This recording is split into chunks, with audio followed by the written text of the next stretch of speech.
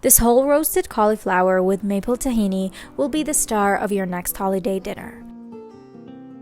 The flavorful marinade is a combination of olive oil, garlic powder, sumac, paprika, dried parsley, salt, and pepper.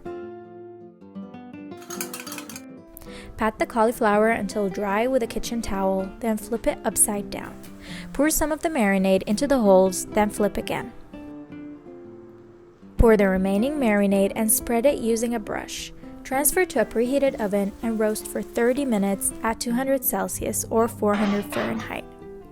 To make the dressing, combine tahini, water, maple-flavored syrup, garlic powder, salt, pepper, and lemon juice. Once the roasted cauliflower is nice and golden, smother it with the maple tahini dressing.